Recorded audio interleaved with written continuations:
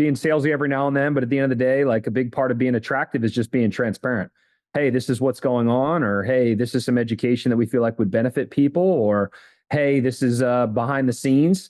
So at the end of the day, we just want to continue to put things out there that we feel like.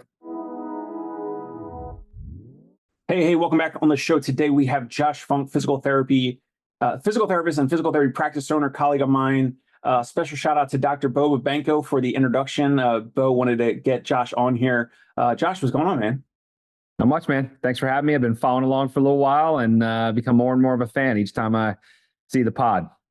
Well, likewise, I appreciate it. So for the audience, if they don't know, I believe you're kind of like in the Maryland area, but you've got a ton of practices. You're growing, rehab to performance. We're going to get into, if you're watching, you're listening, whatever it might be. I want to get into Josh's growth, the practice. Also, they do a ton of stuff on Instagram with videos.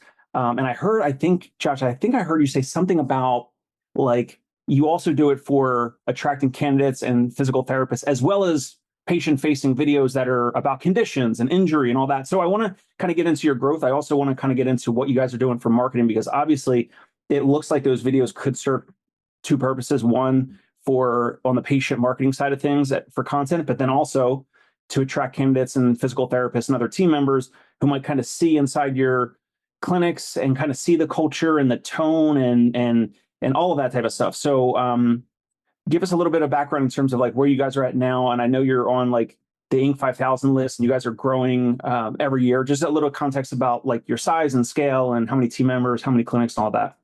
Absolutely. So Rehab Perform started in December of 2014. So we just had our 9-year anniversary. We have a staff of just over 80, I think 82 at this point. We've been on the Inc. 5000 for the past 4 years. We should be on it a 5th year. We're regularly growing anywhere between 40 to 60% annually at this point in time. And we have 9 locations, and we just announced that we're going into Baltimore County. So our 10th location will be open in either April or May. That's awesome. And I just caught one of your posts where you had someone else on your team cutting the ribbon. Your hands were behind your back. And I'm just looking at that, like, and a lot of people won't even notice that. And I look at that and I'm like, damn, like that, like Josh is obviously like, I mean, you're still in the spotlight, but like, you're obviously, I'm assuming, I have no idea. I'm assuming that was a clinic director or someone cutting the ribbon, and you with your hands behind your back, that just said like a ton about you. I feel like even before Bo introduced us, like, I feel like from the videos and your posts and all that, like, I feel like I already know a lot about you and like your style and all that. So congratulations on the growth. That's incredible. No, it's been great. Ribbon cutting serves as a sentimental thing, especially for entrepreneurs, people who have entrepreneurial like spirit, but maybe don't have the risk tolerance that I do. And they will be operating in that location a lot more than I will be operating. So hopefully giving them a sense of ownership. It might be something small, might just be a gesture, but I think it goes far beyond that and really carries into everything else that we do. That's awesome. Have you had any of those clinic directors where they get some, free founders equity in a clinic, or some revenue share or profit share, or they pony up some money and they buy some equity in an office, or is it 100% owned by you? We do everything from profit sharing, and then as of recently, a units distribution. So we're working more in that direction. I'd be lying if things like an ESOP didn't have my attention. Units distribution, potentially looking a little bit more at some of the people out there. Like, I believe it's Therapeutic Connections is a company that's doing similar things. But your law firm, how do people get into the cycle? How do they add value, both from a monetary standpoint and through their own sweat equity? And how do they end up getting a greater piece of the pie? That's awesome. That's great. So 9 locations, about to be 10. What's like your biggest challenge at this point? Like, you're probably working on vision and strategy and all that type of stuff, and you have a lot of these clinic directors and all that. What's like a current strategy or challenge or focus for you right now? I'd say the biggest thing is growing personally. I've realized over the years that as long as I continue to be reflective over where my pain points are and where my shortcomings are, I'm going to continue to build a better foundation for the company to grow off. A leader has to continue to grow in order to have a growing company. And I've really just overall just enjoyed the journey in itself of getting to different roadblocks or getting to different pain points, and largely putting myself in a situation, well, I signed up for this, so I need to do what I can to make sure that I solution up and make sure that I'm controlling what I can control, use all of the amazing people that we have on our team. And we do such a good job of our feedback loops, but ideally, allowing us to use what might be a hurdle or a roadblock to others as a springboard for our growth. Awesome. How about in terms of just like payment model, insurance, all that? Like I think I checked your website a while ago, and I think I saw that you guys are like mostly in network with most payers. Is that pretty much the case still? Yep, it's the case. We certainly have some offices where people will self-pay more. 3 of our offices in particular are in very high household income regions. Those locations certainly will have more people paying out of pocket, but then we also have other areas that are not quite. So it's a good mix. But at the end of the day, we're doing what I've wanted to do from the get-go, while also adding some cash-based services as we go along. Cool. And like our model, we bill some out of network insurances, and then also we're cash out of pocket, private pay, whatever you want to call it. So with those 3 regions or those 3 areas where you have like an area of affluence or high net worth individuals, those folks probably still have in-network benefits, right? So like, why would they, obviously, like if they have extra resources, like they have the ability to just pay out of pocket for whatever, like why would they, like, why wouldn't they just, use some of their in-network insurance just because they're, wealthy? Some of them are self-employed, and apparently you get to a certain level where you're not really worried about your tax for not having health insurance. So you have a mix of what you're referring to, and then also individuals that just go, well, what's the point of even having insurance? I just pay out of pocket regardless anyway. Got it. Yeah, makes sense. It's interesting. There's DC area, man, people have money. So like money, like I would never even believe stuff that you see on TV. You know what I mean? What are like down there? I mean, obviously there's like politicians. Steve Case, like he was the founder or CEO of AOL at one point. I mean, I know there's like a lot of investors down there. What are some of the other like big like industries? I know Under Armour is down in that area, in like the Maryland area. What are some of the other like big employers or big industries down there? Yeah, I would say, GovCon's really big. I mean, I think anything remotely associated with the federal government, you have a lot of entrepreneurs that have found ways to deliver value in the relationship between public and private. And overall, DC is one of the probably top 5 cities in the United States. So the span of the business community can be a mix of anything and everything. Got it. So you guys are growing like smoothly, and I'm sure there's always some chaos and challenge, but like it looks like you guys are doing great. You mentioned cash pay and out-of-pocket services. So I know you probably do like some like sports, like, I don't know, like programming and like sports performance. And at some point, like some of those things, like maybe someone's discharged from like a formal plan of care, and then they go into some private pay or out-of-pocket service. What are some other things that you guys are doing that's out-of-pocket or private pay service in terms of, offerings and services? Yeah, a lot of the stuff can be either viewed in 2 buckets. One, it's either maintenance and somebody's coming back into the office and they're having more of a hands-on manual therapy, dry needling, tools, cupping oriented session. Or you're ending up with an individual that's in an off-ramp, like RHP Plus, where we're doing some kind of distance fitness coaching with an individual. They enjoyed the relationship with a PT. They enjoyed the work on, physical competency and different levels of physical capacity while they were with us. And they want to continue those touch points in some kind of a step down or transitional program. But, at the end of the day, we've done a really good job of, I think, kind of staying on our lane as well. Early on, I was doing personal training and small group training within the company. But when I would look at our referral report every week, and 10% of our new patient activations are largely from fitness contacts, I think it would probably be silly of me in an area where direct access is relatively unrestricted to bite the hand that feeds you. And we greatly pride ourselves on being a part of the healthcare continuum. We view our, fitness partners as being a part of the healthcare continuum as well. So the more that we just keep those relationships open by not trying to do too much and be a mile wide, the better off that we are. We're a mile deep. At the end of the day, we're PTs. We can do certain things as it relates to, transitional aspects of that spectrum But our bread and butter at the end of the day will still be physical therapy or rehabilitative services. Got it. Do you guys happen to do anything that's like shockwave or laser, any of those other services that are out of pocket? No, we've talked about it. Until I have somebody in the company who really wants to dive in and do it, we'll just kind of keep focusing on what we got. Yeah. What you're doing makes sense. And do you have in every office, do you have the turf with like the hash marks and all that, like a Yeah. mini football field? Is that in most clinics? Every clinic. So, yeah, we got at least 20 yards in every clinic, anywhere between 12 to 15 feet wide. And then the rest of the clinic ideally looks like a mix of personal training studio. To some, it might look like a CrossFit box with how much Rogue equipment we have. But we're trying to make sure that people understand that there's an intersection of healthcare and physical fitness and physical activity that goes on where we are. And obviously big believers that the environment plays a big part in that.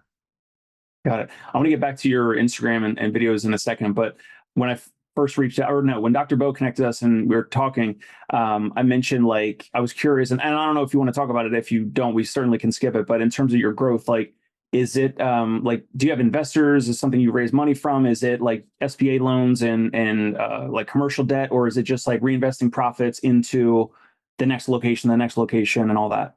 All the latter. So we've done SBA in the beginning. We've done a handful of term loans. And then we recently did an SBA again at the beginning of last year.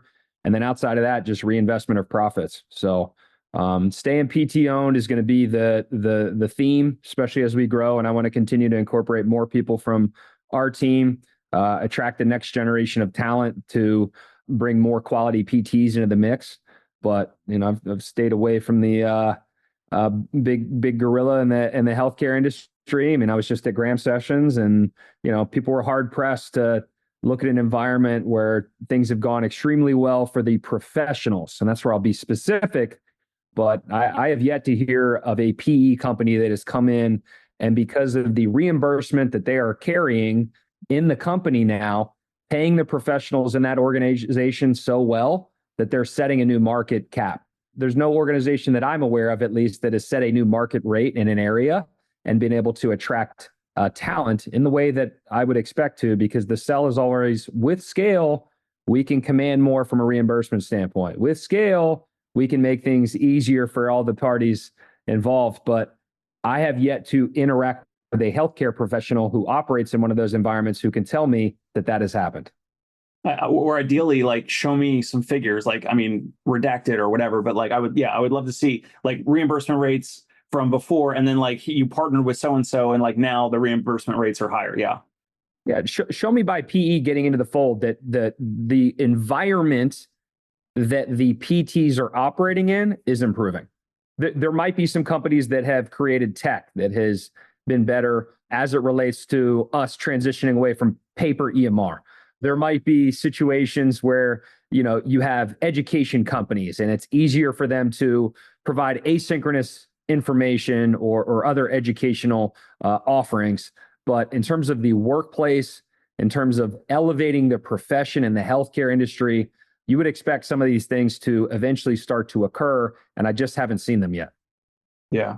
I want to come back to reimbursement and salary negotiations and that type of pressure. We're talking about marketing. You guys put out a lot of videos. So with your social media, like your Instagram specifically, is that specifically for patient-facing marketing? Or is it like certain, like this piece of content is going to be patient-facing, this next piece of content is going to be, because you've talked about like clinical education, and like you've talked about a lot of things. So, and then I know you guys there's like an academy that you have as well. So is it like, was the Instagram specifically just initially for patient-facing marketing, or was it always like two buckets, patient-facing marketing, and then also to attract candidates and potential team members? Yeah, I mean, I view social at this point as kind of being like a trifecta. Like I have my own personal stuff that I try to keep a cadence on. We have our Rehab to Perform account now, which is consumer facing. And then the academy largely is professional facing. So, it's nice to be able to operate with three different areas where we can be a little bit more specific with the content that we're creating. But in the beginning, it was just me and R2P.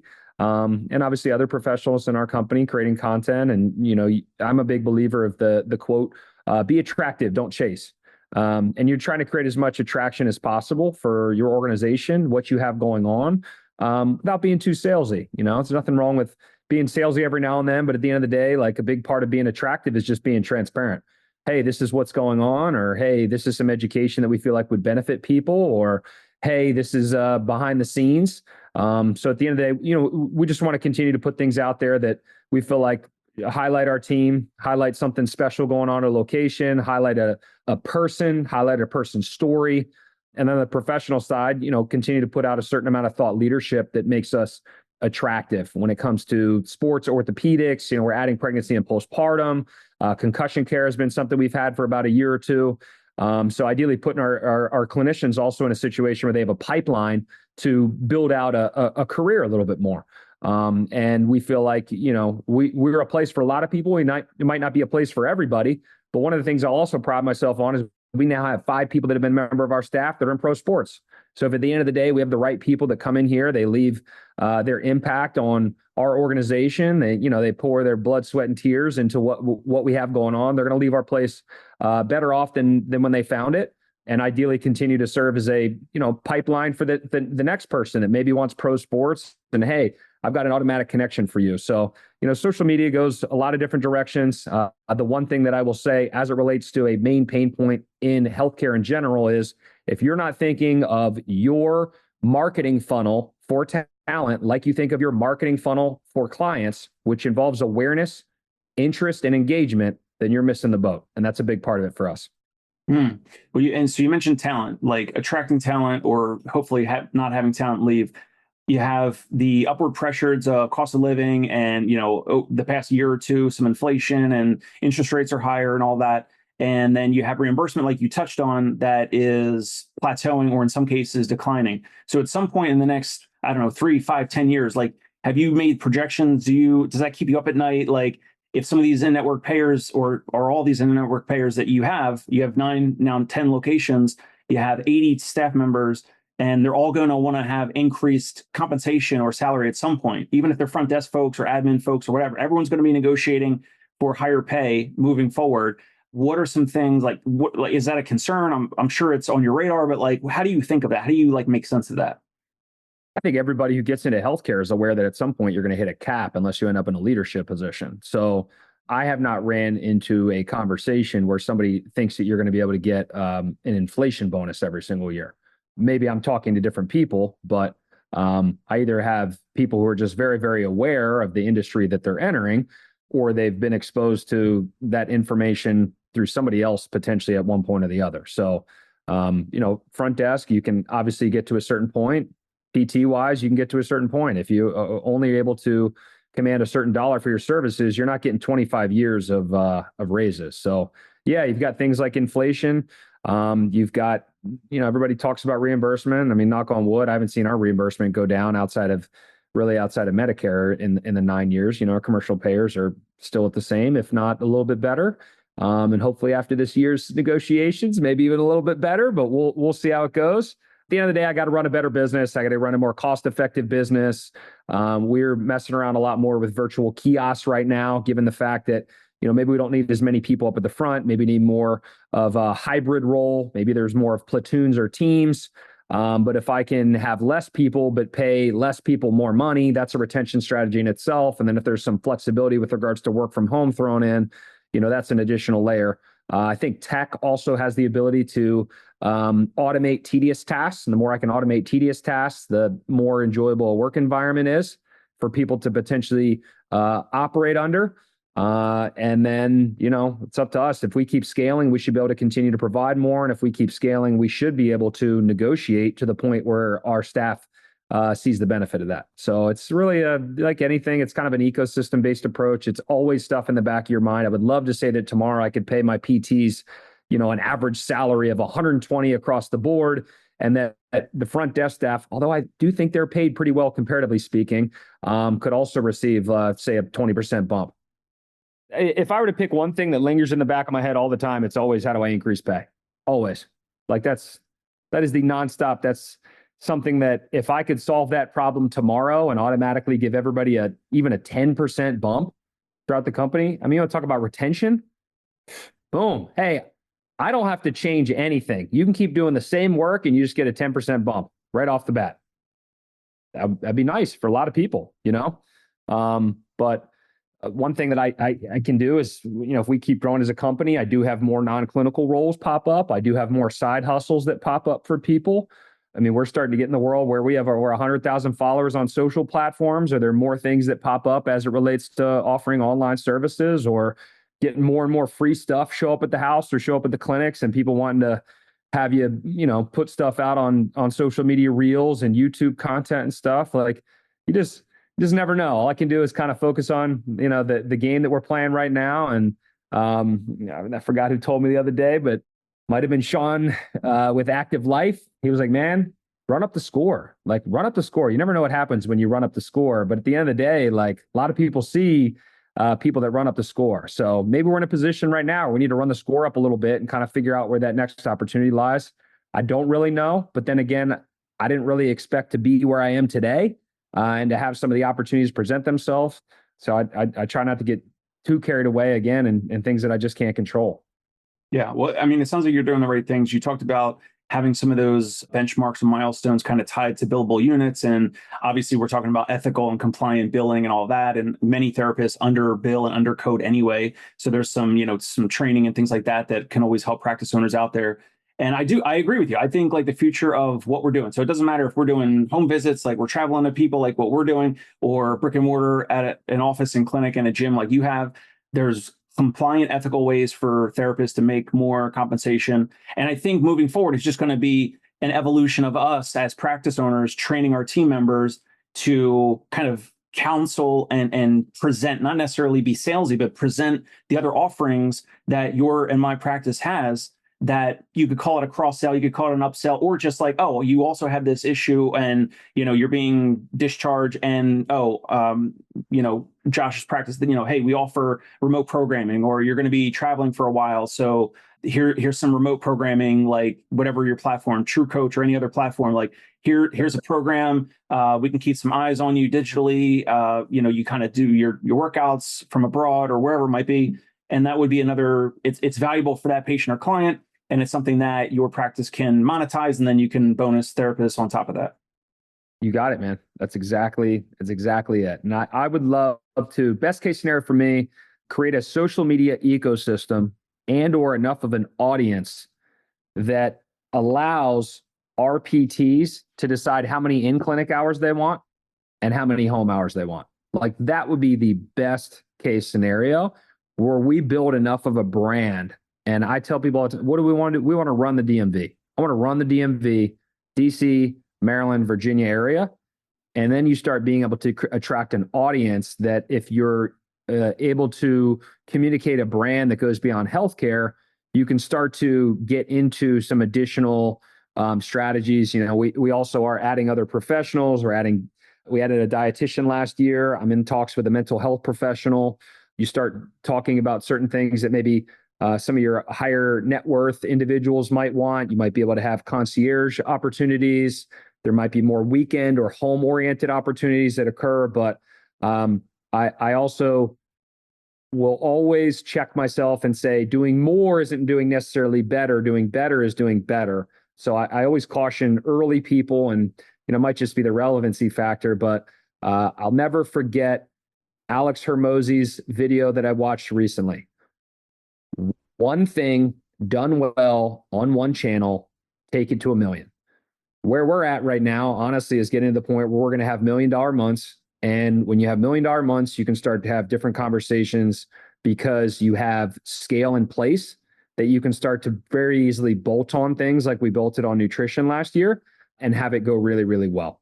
And it is because of the commitment to doing one thing well, not trying to be a serial entrepreneur right out of the gates. And that was where I kind of had to correct myself earlier with trying to do fitness on top of doing PT. Like, narrow your focus, get a mile deep, and then potentially allowing yourself to be in the position where you can look around once you've established yourself.